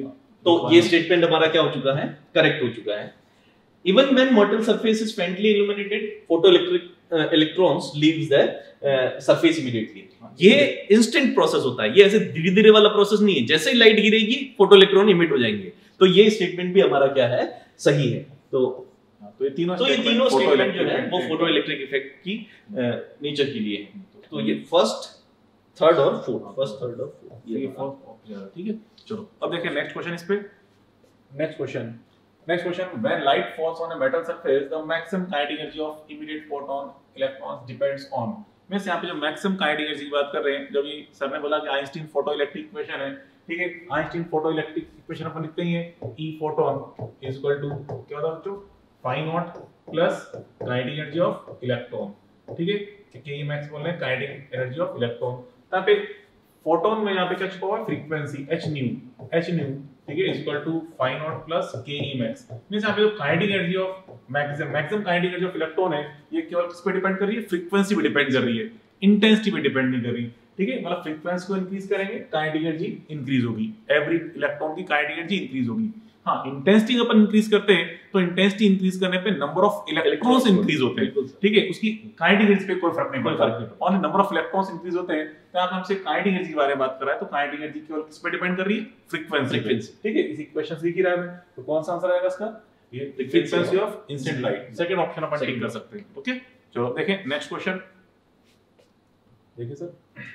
A pulse of light duration हमारे पास क्या है, 100 nanosecond is absorbed completely by small object. मतलब आपसे कहना चाहता है कि ये को ऑब्जेक्ट है, उसमें अपन ये 100 नैनोसेकंड की एक ड्यूरेशन पल्स इस पे इंसिडेंट कर रहे हैं, ठीक है, मतलब एक स्पंद है, पल्स है, उसको इस पे इंसिडेंट कर रहे हैं, और सरफेस कैसी यहाँ पे कंप्लीटली एब्जॉर्बिंग सरफेस है, ठीक है। Power of the pulse is 3 milliwatt. अच्छा, पावर इन मिलीवॉट आएगा यहाँ पे, मिलीवॉट पावर मिलीवॉट, ठीक है। And the speed of light is 3 × 10⁸ metre per second. Final momentum of object is, ठीक है, यहाँ पे परफेक्ट एब्जॉर्बिंग सरफेस है, ठीक है। और अपन इसमें पढ़ते हैं फोटोन की प्रॉपर्टी में, जब भी फोटोन की सरफेस पे फॉल होता है तो एक फोर्स अप्लाई करता है, एक प्रेशर अप्लाई करता है, ठीक है, और सरफेस ट्रांसफर मोमेंटम ट्रांसफर होता है इसलिए, ठीक है। उस फोर्स की वैल्यू क्या होती है, पावर अपॉन c के इक्वल, ठीक है, F is equal to power upon c, ठीक है। c यहाँ पे पावर ऑफ लाइट है, जो स्पंद अपने पल्स की पावर है, और c यहाँ पे स्पीड ऑफ लाइट। और अपन न्यूटन्स लॉ ऑफ मोशन पढ़ चुके हैं, 11 वाला पोर्शन देता है, उसमें f की वैल्यू क्या होती है, change in momentum upon time taken, means dp upon dt के या del p upon del t, ठीक है। मींस ये del p upon del t को शो कर रहा है, del p upon del t, यहाँ p यहाँ पे मोमेंटम एंड p यहाँ पे पावर है, ठीक है। बस अब यहाँ पे वैल्यूज पुट करनी है, हमें क्या फाइंड करना है, चेंज इन मोमेंटम, क्योंकि इनिशियल में तो ये रेस्ट में विराम अवस्था में, ठीक है, तो और फाइनल जो मोमेंटम निकल के आएगा वो del p के इक्वल ही होगा, तो del p मतलब p final minus p initial value 0 है, तो जो यहाँ से del p निकलेगा वही आपको क्या शो करेगा, फाइनल मोमेंटम को, ठीक है। पावर आपकी कितनी गिवन है यहाँ पे, पावर 30 मिलीवॉट गिवन है, मींस 30 × 10⁻³ मिलीवॉट, ठीक है। And c is 3 × 10⁸ metre per second is equal to del p, means change in momentum find करना है, एंड डेल्टा t, ठीक है। तो डेल्टा t के यहाँ पे इंफॉर्मेशन दिया 100 नैनोसेकंड गिवन है, 100 नैनोसेकंड मींस 100 × 10⁻⁹, ठीक है। अब यहाँ से हमें कैलकुलेट करके डेल्टा p हम फाइंड करना है, तो डेल्टा p यहाँ से आप सोल्व करेंगे तो डेल्टा p यहाँ से कितना बनेगा, देखिए डायरेक्ट लिखता हूं आंसर, डेल्टा p आ जाएगा ये 1.0 × 10⁻17, ठीक है। यहाँ से आप सोल्व कर लिए, ये डायरेक्ट अपन देखिए, वैसे तो 3 से 3 कैंसिल, केवल सारी 10 पावर्स आपको दिख रही हैं, बिल्कुल। यहाँ पे कोई आगे एक्स्ट्रा मल्टीप्लायर तो आ नहीं था, कोई एक्स्ट्रा गुणा तो हो रहा किसी का, केवल 10 की पावर्स में केवल एक ही ऑप्शन है सेकंड, तो आंसर आएगा बिल्कुल, ठीक है। तो ऐसे अपन सॉल्व कर सकते हैं। चलो देखें नेक्स्ट क्वेश्चन, देखिए sir. A photocell is receiving light from a source placed at a distance of 1 meter, ठीक है। एक फोटोसेल जो है वो 1 मीटर पर सोर्स रखा हुआ है, उससे लाइट रिसीव कर रहा है, okay. If the same source is to be placed at distance of 2 metre, ठीक है, उसी सोर्स को अपन क्या कर रहे हैं, 1 मीटर से ले जाके 2 मीटर पे रख दिया, तो then the ejected electrons, अभी जैसे सर ने बताया था, हम लोगों ने ये बात करी थी कि नंबर ऑफ इलेक्ट्रॉन्स जो रहते हैं वो हमेशा प्रकाश की जो तीव्रता या इंटेंसिटी ऑफ लाइट के प्रोपोर्शनल रहता है, ठीक है। और अपन ने वेव थ्योरी में पढ़ा हुआ है कि इंटेंसिटी हमेशा डिस्टेंस के स्क्वायर के इनवर्सली प्रोपोर्शनल होती है, ठीक है, या intensity is proportional to 1/r²।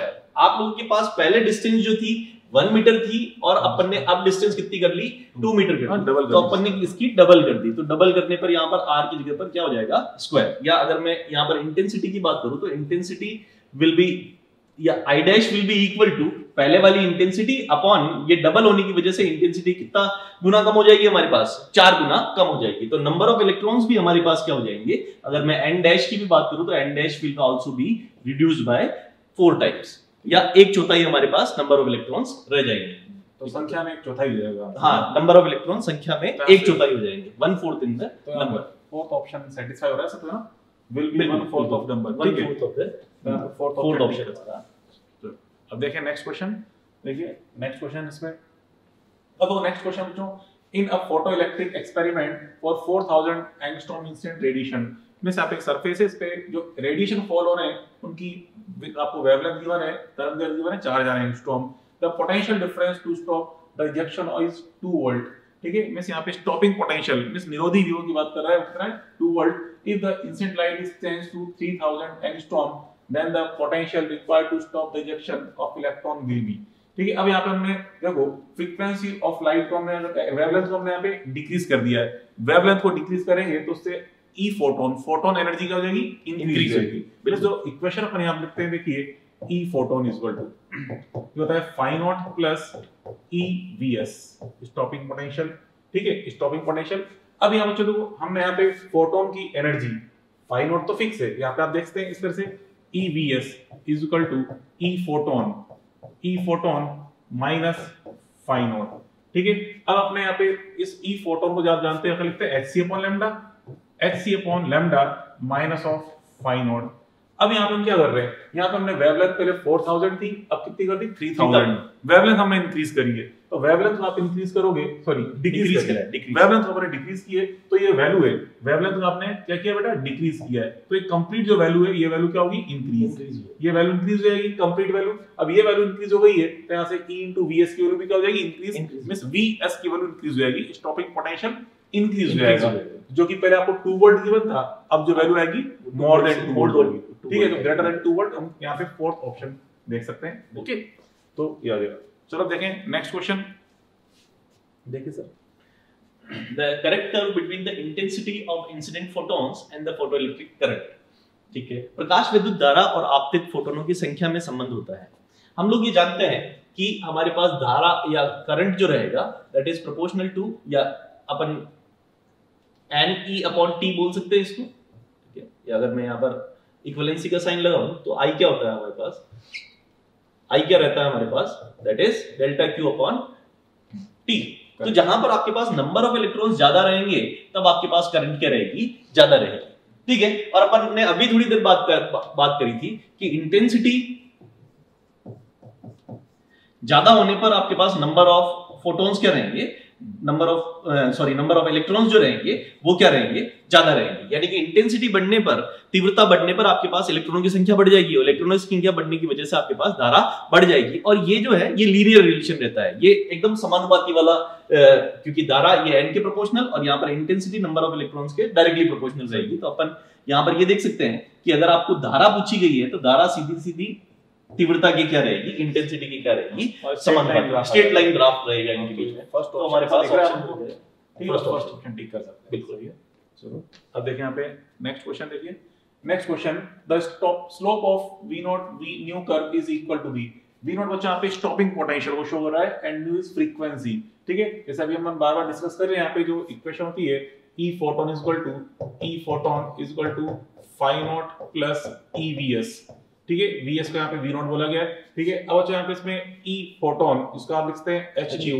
ठीक है, एंड ये H न्यू नॉट, ठीक है, प्लस E V नॉट। अब यहाँ से हम E V नॉट की वैल्यू फाइंड करें, E V nought is equal to, तो E V नॉट का जाएगा H nu minus H nu nought. ठीक है, हमें यहाँ पे V नॉट की वैल्यू फाइंड करनी, तो E से डिवाइड कर देंगे, तो V nought is equal to H upon E nu minus H nu nought upon E। अब देखो यहाँ पे ये एक लीनियर रिलेशन है, हमसे एक तो V नॉट एंड न्यू में ग्राफ बनाया गया है, V नॉट वर्सेस न्यू। तो हम देखते हैं y is equal to mx plus c form बन रही है। तो यहाँ पे हम देखें स्लोप है m, स्लोप कितना बच्चों h अपॉन e इसको शो कर रहा है, तो यहाँ पे स्लोप h अपॉन e में सीधे पूछे आपसे स्लोप इसका बताना है, ढाल बतानी क्या होगी, तो स्लोप क्या जाएगा इसका h अपॉन e के इक्वल। ठीक है, स्ट्रेट लाइन ग्राफ बनेगा, स्लोप h अपॉन e, जैसे अपन समझ सकते हैं इसको। चलिए नेक्स्ट क्वेश्चन देखें, देखिए sir. The magnitude of electron de Broglie wavelength in first Bohr orbit of an atom। अपने पास फर्स्ट बोर ऑर्बिट जो दिया हुआ है उसमें आपके पास इलेक्ट्रॉन की डी ब्रोगली तरंगदैर्घ्य का मान रहेगा। तो हम लोग यहाँ पर अगर देखें तो आपके पास फर्स्ट बोर ऑर्बिट यानी कि n की वैल्यू कितनी हो गई है, 1 हो गई है। अपने पास डी ब्रोगली वेवलेंथ क्या रहता है, h lambda equals to h upon p, या h अपॉन हमारे पास क्या रहता है mv। ठीक है, बोर कक्ष के लिए बोला हुआ है, तो बोर के लिए अपन एंगुलर मोमेंटम का रिलेशन जानते हैं, वो क्या होता है mvr इक्वल्स टू रहता है n h अपॉन 2 पाई। ठीक है, तो n की वैल्यू तो आपके पास 1 हो गई, तो हम लोग यहाँ पर अगर देखें तो हमारे पास क्या हो जाएगा mvr equals to h upon 2 pi. अब देखो आपको पूछा क्या है, h upon mv, de Broglie wavelength के लिए बात करनी है, तो मैं इस mv को नीचे शिफ्ट कर देता हूं और इस 2 पाई को ऊपर शिफ्ट कर देता हूं। तो हमारे पास अगर अपन देखें तो h अपॉन mv जो कि हमारा डी ब्रोगली वेवलेंथ बन जाएगा, वो कितना बन जाएगा हमारे पास 2 pi r। h upon mv अपना कितना हो जाएगा लैम्डा, तो lambda will be equals to 2 pi r, और 2 पाई r क्या होती है, उस कक्षा की क्या हो जाएगी, परिधि हो जाएगी, सर्कमफेरेंस। ओके, बिल्कुल। आप इसमें फर्स्ट ऑप्शन सेट है equal to circumference of the orbit. तो आप फर्स्ट आंसर टिक कर सकते हैं इसमें, ठीक है। चलो देखें नेक्स्ट क्वेश्चन। इसमें देखो next question, if 5% of energy supplied to a bulb is irradiated as visible light, how many quanta are emitted per second by 100 watt lamp, ठीक है। और जो यहाँ पे जो इन्फॉर्मेशन दे रखी है इस बल्ब की जो पावर है वो तो कितनी गिवन है आपको 100 वाट, ठीक है। इसमें केवल 5% जो है वही केवल लाइट की फॉर्म में ऑप्टेन हो रही है, बाकी जो रिमेनिंग 95% है वो हो सकता है हीट की फॉर्म में लॉस हो रही हो। मींस बल्ब जो यहाँ पे लाइट इमिट हुई है वो ओनली कितनी है 5% एनर्जी जो है किसकी फॉर्म में, रेडिएशन की फॉर्म में, विजिबल लाइट की फॉर्म में इमिट हुई है, ठीक है। तो जो फोटोन निकलेंगे वही विजिबल लाइट में से निकलेंगे फोटोन, ठीक है। हीट के तो होंगे नहीं फोटोन, तो विजिबल लाइट के होंगे, ठीक है। तो हमसे आप पावर तो बोलेगी इमिटेड पावर, ठीक है, मतलब light power, power of light, ठीक है। तो लाइट पावर क्या बेटा, ये 5% ऑफ 100 वाट, 5% ऑफ 100 वाट, ये इंफॉर्मेशन दे रखी है, ठीक है। और जो पावर इज इक्वल टू होता है energy upon time, total energy upon time, ठीक है। टोटल एनर्जी अपॉन टाइम, ई टोटल अपॉन टाइम, ठीक है, इज इक्वल टू 5%, 100 वाट का 5% निकालो कितना आता है 5 वाट, ठीक है, 5 वाट 5 वाट आ जाएगा। अब ई टोटल एनर्जी अपन जानते हैं फोटोन की फॉर्म में इमिट हो रही है, तो n इनटू, ठीक है, n इनटू ई फोटोन, ठीक है, n इनटू ई फोटोन अपॉन t। टाइम यहाँ पे हमसे प्रति सेकंड बोला गया, ईच सेकंड, ठीक है, 1 सेकंड, तो टाइम तो 1 सेकंड रख देंगे, 1 सेकंड इज इक्वल टू 5। अब हमें यहाँ पे फाइंड करना है नंबर ऑफ फोटॉन्स फाइंड करना है, और हमें यहाँ पे फ्रीक्वेंसी वेवलेंथ दे रखी है इसकी 5.6 into 10⁻⁵। तो आप देखिए, तो यहाँ से n into e फोटोन को देंगे hc अपॉन लैम्डा, ठीक है, इज इक्वल टू 5। अब हमें यहाँ पे n फाइंड करना है, तो देखो वेवलेंथ दे रखी है आपको, h प्लांक कांस्टेंट है, c लाइट वेलोसिटी है, ये सारी वैल्यू पुट करके अपन यहाँ से n फाइंड कर लेंगे, ठीक, कैलकुलेट कर सकते हैं n की वैल्यू, जो कि अपन सॉल्व करेंगे। तो सॉल्व करने पे यहाँ पे n की वैल्यू आएगी 1.4 into 10⁻19, ठीक है, ये रिजल्ट बनेगा, इसको आप कैलकुलेट करोगे तो, ठीक है, 1.4 into 10⁻19 प्लस 90 सॉरी, तो इससे इजीली निकल जाएगा। तो आप यहाँ पे कॉन्सेप्ट सीखे, कैलकुलेशन तो हो जाएगी, बड़ी बात नहीं है, ठीक है। तो आप देखते हैं इस तरह पर यहाँ पे फाइंड करते हैं n की वैल्यू, ओके। चलो देखें नेक्स्ट क्वेश्चन, देखिए sir, if in a photoelectric experiment if both intensity and frequency of incident light is doubled then the saturation photoelectric current, ठीक है। अभी सर ने थोड़ी देर पहले बताया था कि अपने पास जो सैचुरेशन करंट या फोटोइलेक्ट्रिक करंट जो रहती है वो किसके समानुपाती रहेगी, इलेक्ट्रॉनों की संख्या के समानुपाती रहेगी, और इलेक्ट्रॉनों की संख्या जो रहती है वो तीव्रता या इंटेंसिटी के प्रोपोर्शनल रहेगी। ये जो नंबर ऑफ इलेक्ट्रॉन्स है ये फ्रीक्वेंसी पर डिपेंड नहीं करते हैं, ये इंटेंसिटी पर डिपेंड करते हैं, ओनली इंटेंसिटी पर डिपेंड करते हैं। और इंटेंसिटी हमारे पास क्या हुई है, डबल हुई है। फ्रीक्वेंसी के डबल होने का हमारे पास यहाँ पर कोई इफेक्ट उस पर नहीं आएगा, ठीक है। तो इंटेंसिटी डबल तो number of electrons double, number of electrons तो हमारे पास फोटो करंट क्या हो जाएगी, डबल हो जाएगी। तो फोटो करंट हमारी क्या हो जाएगी, डबल हो जाएगी, ओके। केवल इंटेंसिटी पर डिपेंडेंसी, फ्रीक्वेंसी पे इसको कोई वैल्यू डिपेंड नहीं करती, ठीक है। चलो अब देखें क्वेश्चन नंबर 33, नेक्स्ट क्वेश्चन देखिए। नेक्स्ट क्वेश्चन आपसे अगर आप यहाँ पे monochromatic radiation emitted when electron of hydrogen atom jumps from first excited to the ground state irradiates a photosensitive material, ठीक है। मिसाल कह रहा है जो देखो कोई H एटम है, H एटम में जो इलेक्ट्रॉन है कहां से कहां पे जंप कर रहा है, from first excited state to ground state. First excited state में सेकंड ऑर्बिट से यहाँ पे इलेक्ट्रॉन फर्स्ट ऑर्बिट में जंप कर रहा है, ठीक है। तो उस पे जो फोटोन इमिट होगा, ठीक है, सेकंड से फर्स्ट ऑर्बिट में जो इलेक्ट्रॉन का ट्रांजिशन हुआ है वहां से एक फोटोन इमिट होगा। अब वो फोटोन हम उसको कहां पे फॉल कर रहे हैं, फोटोसेंसिटिव मटेरियल पे फॉल कर रहे हैं, ठीक है। तो मुझे the stopping potential is measured to be 3.57 volt. Stopping potential हमें 3.57 जो है, the threshold frequency of material is, उस मटेरियल की आपको थ्रेशोल्ड फ्रीक्वेंसी आपको फाइंड करनी है। तो देखिए बेटा यहाँ पे जब इलेक्ट्रॉन यहाँ पे सेकंड ऑर्बिट से फर्स्ट ऑर्बिट पे जंप करता है तो वहां से जो फोटोन इमिट हो रहा है उसकी वैल्यू क्या होती है, एनर्जी क्या होती है 10.2 इलेक्ट्रॉन वोल्ट। क्यों होती है 10.2?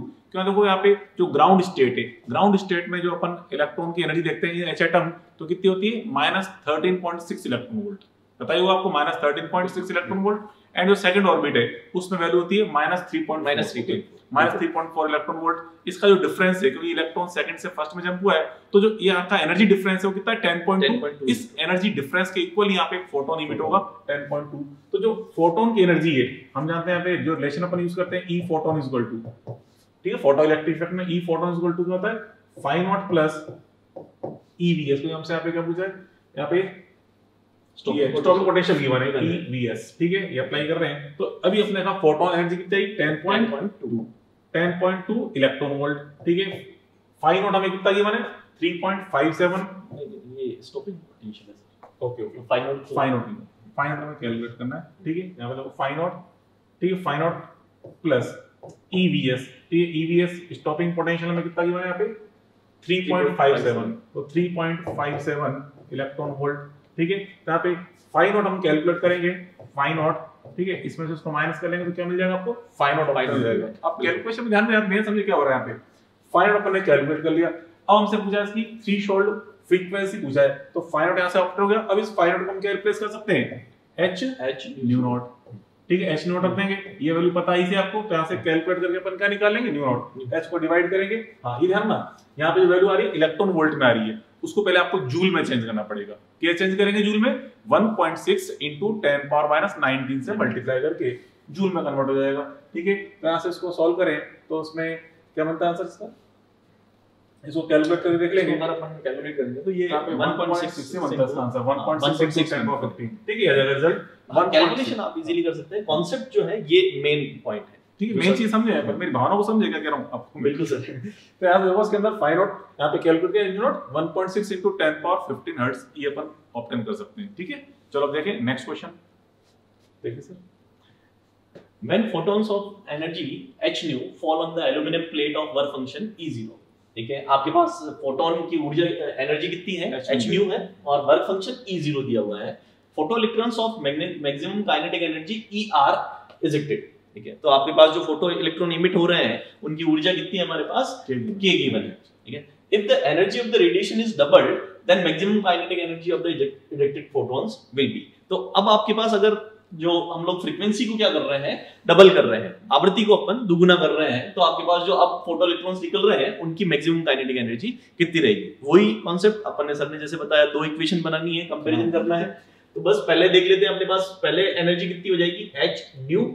इक्वेशन अगर अपन बनाए तो वर्क फंक्शन के लिए क्या इक्वेशन, ये हाँ वर्क फंक्शन को हमें बोला गया है यहाँ पर E नॉट बोला हुआ है, तो वर्क फंक्शन अपना क्वेश्चन के अकॉर्डिंग E नॉट बोला हुआ है, प्लस हमारे पास क्या हो जाएगा काइनेटिक एनर्जी को K बोला हुआ है, ठीक है। अब इसने ये पूछा हुआ है कि अपन ने क्या कर दिया, आवृत्ति को दुगुना कर दिया या फ्रीक्वेंसी को डबल कर देंगे, तो फ्रीक्वेंसी डबल करेंगे तो अपने पास एनर्जी कितनी हो जाएगी 2h न्यू, इसको डबल करेंगे तो यहाँ पर 2 न्यू आएगा, तो मैं 2h न्यू लिख रहा हूँ। वर्क फंक्शन तो चेंज होना नहीं है, मटेरियल की प्रॉपर्टी है, तो ये तो सेम रहेगा, प्लस अपना ये क्या रह जाएगा K डैश रह जाएगा, ठीक है। तो अब आप क्या कर सकते हैं, यहाँ से सिंपल इसमें से इसको सबट्रैक्ट कर देते तो E0 तो कैंसिल हो जाएगा, और हमारे पास जो टर्म बच जाएगी, अगर मैं इसमें से इसको सबट्रैक्ट करता हूं तो K dash minus K that is equals to E0 से E0 कैंसिल, और इसमें से इसको सबट्रैक्ट करना है तो ये बन जाएगा 2h न्यू माइनस क्या हो जाएगा h न्यू, तो ये बन जाएगा K dash minus K that is h new, और K डैश अपना कितना हो जाएगा K plus h new, second answer हो जाएगा ये, तो इसका सेकंड आंसर बन जाएगा। सेकंड आंसर तो अच्छा क्वेश्चन था, ठीक। वही टू इक्वेशन आपसे बार बार कह रहे, टू इक्वेशन बनेगी फोटो इलेक्ट्रिक इफेक्ट में, उन्हीं से सॉल्व करना था मेनली अपन क्वेश्चन, ठीक है। चलो अब देखें नेक्स्ट क्वेश्चन। नेक्स्ट क्वेश्चन अब देखो यहाँ पे इसमें when the energy of incident radiation is increase by 20%, means आपने एनर्जी यहाँ पे कितनी कर दी 20% इंक्रीज कर दी, मान लो पहले से E थी, अब आपने 20% इंक्रीज की तो कितनी हो गई 1.2 E हो गई, ठीक है। The kinetic energy of photoelectron emitted from a metal surface increased from 0.5 electron volt to 0.8 electron volt, ठीक है। मींस यहाँ पे जो एनर्जी है काइनेटिक एनर्जी ऑफ इलेक्ट्रॉन पहले 0.5 इलेक्ट्रॉन वोल्ट थी, अब इंक्रीज हो गई 0.8 इलेक्ट्रॉन वोल्ट हो गई है। अब इसका वर्क फंक्शन ऑफ मेटल ये आपको फाइंड करना है। तो देखो यहाँ पे वही टू इक्वेशन बना के वही सॉल्व करेंगे। देखिए फर्स्ट इक्वेशन तो क्या बनेगी यहाँ पे E, पहले एनर्जी E है बच्चों, एनर्जी E, ठीक है। Work function phi nought plus kinetic energy की इंफॉर्मेशन कितने रखी है 0.5 ये पुट कर दिया अपन ने। अब यहाँ पे एनर्जी को हमने 20% इंक्रीज कर दिया है, ठीक है 20% इंक्रीज किया, पहले E थी, इसमें 0.2 E आपने एक्स्ट्रा ऐड कर दिया तो कितना बन गया ये 1.2 E। 20% आपने इंक्रीज किया, वैल्यू हो गई 1.2 E, ठीक है, is equal to phi nought plus. अब यहाँ पे इसमें जो न्यू इंफॉर्मेशन दे रखी काइनेटिक एनर्जी की, तो नई गति ऊर्जा कितनी है 0.8, तो न्यू काइनेटिक एनर्जी यहाँ पे 0.8 है, ठीक है। अब यहाँ से सॉल्व करके हमें फाई नॉट फाइंड करना है, तो कैसे फाइंड करते हैं, यहाँ से जो E है इस E की वैल्यू उठा के यहाँ रख दो इसके अंदर, ठीक है, E की वैल्यू यहाँ रख देंगे तो E की वैल्यू यहाँ पुट कर रहा हूँ, तो ये 1.2 इससे मल्टीप्लाई होगा, 1.2 इससे मल्टीप्लाई होगा, तो 1.2 इससे मल्टीप्लाई करें तो 1.2 फाई नॉट, ठीक है, प्लस 1.2 को इससे मल्टीप्लाई करेंगे तो यहाँ पे आएगा 0.6 इज इक्वल टू, ठीक है, ये फाई नॉट प्लस 0.8, ठीक है। तो आप देखो ये 1.2 फाई नॉट, ये फाई नॉट तो इधर लाके सब्ट्रैक्ट करेंगे तो 0.2 फाई नॉट हो जाएगा, 0.2 phi nought is equal to, इसको इधर लाके माइनस करेंगे तो 0.2 इधर बचेगा, 0.2 तो सॉल्व करिए तो phi nought is equal to कितना बन गया 1 इलेक्ट्रॉन वोल्ट। तो देखो कौन सा ऑप्शन इसमें 1 दे रखा है, सेकंड, तो सेकंड ऑप्शन आएगा इसका आंसर, करेक्ट। तो देखिए सारे क्वेश्चन काफी सिंपल है, कितना इंटरेस्ट आ रहा है आपको सॉल्व करने में, ठीक है। चलो अब देखें नेक्स्ट क्वेश्चन, देखिए sir. The incident photons involved in the photoelectric effect experiment, प्रकाश विद्युत प्रभाव में आपतित फोटोन। तो आपतित फोटोन क्या होता है, अपनी ऊर्जा क्या, कैसे हम लोग इक्वेशन बार बार बना रहे हैं, E is equals to phi nought plus kinetic energy. तो यहाँ पर फोटोन अपनी एनर्जी इलेक्ट्रॉन को डोनेट कर रहा है एक तरह से, यूं देख सकते हैं हम लोग, ठीक है। तो यहाँ पर जो भी फोटोन्स मेटल सरफेस पर इंसिडेंट हो रहे हैं वो सारे इलेक्ट्रॉन्स इमिट कर देंगे और खुद एब्जॉर्ब हो जाएंगे। तो हम लोग, हमारे पास जो फोटॉन्स रहेंगे वो कंप्लीटली डिसअपियर हो जाएंगे, एनर्जी के बाद फोटोन डिसअपियर हो कंप्लीटली एब्जॉर्ब होता है, एब्जॉर्ब हो जाएगा, सरफेस फोटॉन्स को क्या कर लेगी, एब्जॉर्ब कर लेगी और इलेक्ट्रॉन्स रेडिएट करेगी। अब देखें next question, light of frequency 4 new not is incident on the metal surface of threshold frequency nu naught, the maximum kinetic energy of emitted photo electrons is। तो सिंपल सा question है, तो देखो आप जानते हो कि आपको मैंने फोटोन एनर्जी का लिखते हैं equation, E photon is equal to phi naught plus kinetic energy of electron, ठीक है, kinetic energy of electron। अब यहाँ से हमसे kinetic energy of electron पूछा गया, maximum kinetic energy, तो E photon हमें कितना गिवन है यहाँ पे, वो फ्रीक्वेंसी कितनी गिवन है यहाँ पे, light of frequency 4 new not means h into frequency of light यहाँ पे 4 न्यू नॉट है, 4 न्यू नॉट। और वर्क फंक्शन अपन जानते हैं h न्यू नॉट बिल्कुल प्लस एनर्जी ऑफ इलेक्ट्रॉन, तो इसको जरा सब्ट्रैक्ट कर दो, तो इधर सब्ट्रैक्ट करेंगे तो energy of electron is equal to 3h nu nought, ठीक है। तो कौन सा आंसर आ गया इसके अंदर, फर्स्ट, ठीक है। तो ऐसा अपन सॉल्व कर सकते हैं फर्स्ट आंसर, ओके। चलो देखें नेक्स्ट क्वेश्चन, देखिए sir. Two identical photo cathode receives light of frequency f1। आपके पास फ्रीक्वेंसी f1 की लाइट है और उसके बाद एक और फ्रीक्वेंसी है f2 की लाइट है। If the velocities of photoelectrons जिनका मास अपने को कितना गिवन है m है, तो coming out of with respectively velocities v1 and v2। f1 frequency के लिए हमारे पास v1 वेलोसिटी से इलेक्ट्रॉन आ रहा है, f2 फ्रीक्वेंसी से v2 वेलोसिटी से इलेक्ट्रॉन आ रहा है।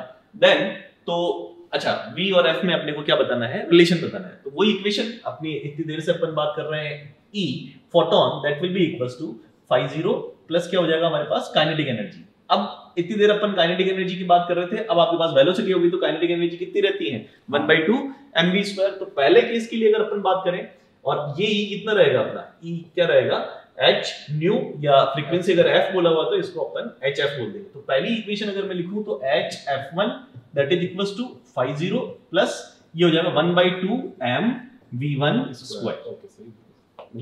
और दूसरी इक्वेशन अगर मैं लिखूं तो hf2 ये कितना हो जाएगा मेरे पास phi 0 प्लस कितना हो जाएगा 1/2 m ये हो जाएगा v2 स्क्वायर। तो अब अपने पास जो इक्वेशंस है उनमें phi 0 कहीं नहीं आ रहा है, तो अपन को क्या करना है, सब्ट्रैक्ट करना पड़ेगा, इनको कैंसिल करना पड़ेगा।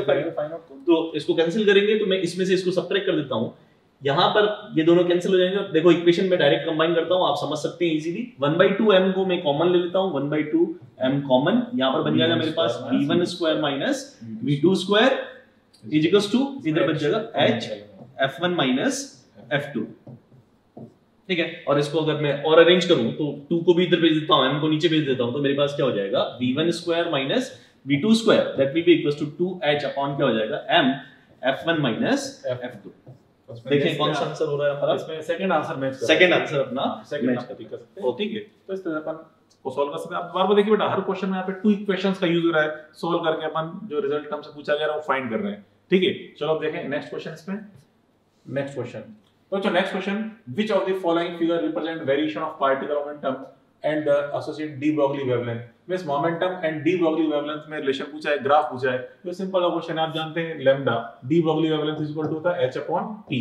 ठीक है, h upon p means lambda is proportional to the 1 upon p। Means यहां पे p एंड लैम्डा में इनवर्स रिलेशन है। तो इनवर्स रिलेशन है, तो ग्राफ क्या बनेगा, हाइपरबोला। ठीक है, तो हाइपरबोलिक ग्राफ यहां पे आपको थर्ड ऑप्शन दिख रहा है, थर्ड ऑप्शन। ठीक है, तो अपन टिक कर सकते हैं third option.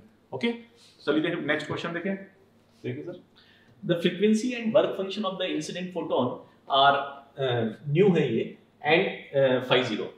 If nu 0 is the threshold frequency, then the necessary condition of emission of photoelectron. तो इतनी देर से अपन बात कर रहे हैं कि आपके पास फोटोइलेक्ट्रिक इफेक्ट कब शो होगा, जब आपके पास आपतित प्रकाश की या इंसिडेंट फोटोन जो है उसकी जो फ्रीक्वेंसी रहेगी वो एक मिनिमम फ्रीक्वेंसी या थ्रेशोल्ड फ्रीक्वेंसी से ज्यादा रहेगी। अगर बराबर है तो जीरो काइनेटिक एनर्जी का हमारा इलेक्ट्रॉन इमिट होगा। इमिट होने का मतलब वो बाहर आ जाएगा, पर बाहर आने के बाद क्या रहेगा, रेस्ट पर रहेगा। तो हम लोग यहाँ पर देखेंगे क्या हो जाएगा, अपने पास जो फ्रीक्वेंसी रहनी चाहिए वो न्यू जीरो थ्रेशोल्ड फ्रीक्वेंसी से या तो बड़ी रहनी चाहिए या बराबर रहनी चाहिए। बराबर रहने पर आपके पास जीरो काइनेटिक एनर्जी का इलेक्ट्रॉन इमिट होगा।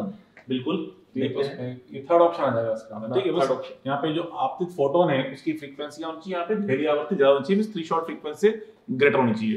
ठीक है, तो आज अपन ने 40 क्वेश्चन डिस्कस किए फोटो इलेक्ट्रिक इफेक्ट के, जिसे मेनली अपन एक तो फोटो इलेक्ट्रिक इफेक्ट कंप्लीट किया, फोटोन एंड इलेक्ट्रॉन्स की बेसिक प्रॉपर्टी अपन देखी, एंड मैटर वेव से कुछ क्वेश्चन अपन ने सॉल्व किए। ठीक है, तो चलो आज अपने काफी अच्छे क्वेश्चन इंटरेस्टिंग क्वेश्चन सॉल्व किए, मजा आया, काफी मजा आया। तो अपन अब देखेंगे आगे इसमें मैटर वेव, इसमें जो मॉडर्न फिजिक्स है इसका अपन नेक्स्ट पार्ट अपन आपके सामने लेके आएंगे नेक्स्ट गुरुनीति में। ठीक है, जिसमें हम आगे और क्वेश्चन 40 क्वेश्चन डिस्कस करेंगे। आपको पता है 3 पार्ट कर रखे हैं, नेक्स्ट के बाद एक पार्ट और भी आएगा। ठीक है, चलो कल मिलते हैं, बाद में मिलते हैं। Okay, good bye, thank you.